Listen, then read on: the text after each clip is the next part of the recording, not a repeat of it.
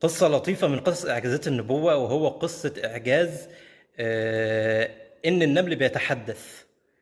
دي معلومة رهيبة جدا، يعني أول واحد قد أشار إليها بشكل علمي وهو روبرت هيكلينج. روبرت هيكلينج ده نشر المقال، وحتى الآن منشور في مجلة Acoustical Society of America. بيتحدث عن إن النمل يتحدث، يعني نشوفه بيقول Ant species communicate by means of squeaking sounds from a stridulatory organ on the ant's body consisting of a washboard-like set of ridges and a scraper. بيقول إن العديد من أنواع النمل بيتواصل صوتيا عن طريق عضو يشبه الحنجرة البشرية، في نفس الطريقة، نفس السكريبرز، حاجة زي القاشط وحاجة شبه التدرج كده، فبيبدأ يعمل عليها زي الجيتار كده، يطلع ترددات محددة. تمام، الترددات دي يمكن أن نميز بينها. وبيقول أيضا Ants are believed to hear airborne sound with their antenna using hair-like sensors at the tips.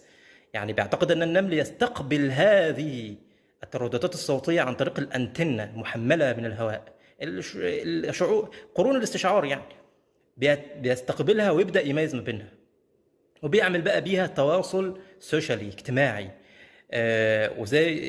زي ما احنا شايفين كده، في أصوات بتطلع من السيرديوليشن، تمام، النظام الإصدار الصوتي متميزة، وبعدين تستقبل عن طريق الأنتنة، وبعدين الترددات دي زي ما احنا شايفين كده ليها كل تردد ليه طول موجي معين أو تردد معين، يترجم إلى إنذار أو تحذير، طلب ومساعدة، إشارة بحث عن طعام أو إخبار بوجوده أو إشارة طلب تزاوج مثلا.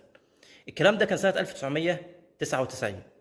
بعدها بسنة واحدة تم نشر مقال بحث علمي، ده كان مقال روبرت هيكلينج كان نشر المقال، هو بقى نفسه اشترك مع واحد تاني اسمه ريتشارد براون من نفس الجامعة. ريتشارد براون متخصص في علم الحشرات وعلم النباتات، وروبرت هيكلينج متخصص في الصوتيات الفيزيائية. عملوا بحث تحت عنوان Analysis of Acoustic Communication by Ant، تحليل الاتصال الصوتي بواسطة النمل. وتم التأكيد على البحث بتاعهم تاني في مجلة انتومولوجي سنة 2012 في بحث شهير جدا. وبعدين تم إثبات إن الموضوع ده خلاص بقى من بديهيات العلوم.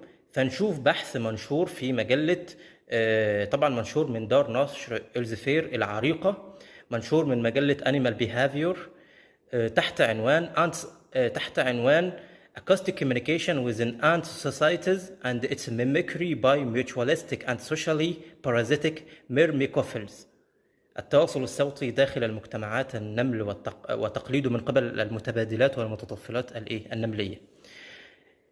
السؤال المهم الآن، كيف لمدة آلاف السنين لم يذكر هذا إلا في القرآن الكريم؟ يعني مفيش أي كتاب قبل القرآن ذكر هذا، ولا بعد القرآن كمان بالمناسبة، كحقيقة إن النمل يتحدث على الحقيقة، إلا القرآن الكريم في آية يا أيها النمل ادخلوا مساكنكم لا يحطمنكم سليمان وجنوده وهم لا يشعرون. قالت نملة. من الذي أخبر أن قالت نملة؟ طيب هل في كتاب قبله قال الكلام ده؟ ولكن ذكر النمل بخطأ علمي ولم يذكر أنه يتحدث.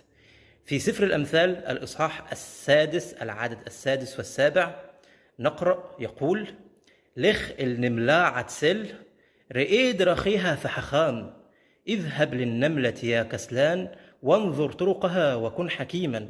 حرفيا واحكم في اللغة العبرية. أشير إن لاقصين شوتير أو مشير، ليس لها قائد أو مدبر أو متسلط. في الترجمة اليسوعية طبعا ليس لها قائد أو مشرف أو حاكم. طيب، معلومة لم تذكر كل المدة دي، ولم تذكر حتى بعدها لغاية القرن العشرين، بعد اكتشاف الأدوات الرصدية والتحليلية الدقيقة جدا. لم تذكر إلا في كتاب واحد، والمفاجأة أن هذا الكتاب يتحدى بأن تأتوا بمثله، ويقول أنه سيرينا آياته في الآفاق وفي أنفسنا حتى يتبين لنا أنه الحق. هل من راد على هذا؟ يعني لو ده مش برهان على النبوة، فكلمة برهان في المعجم ملهاش معنى، فده برهان قوي جدا يعني.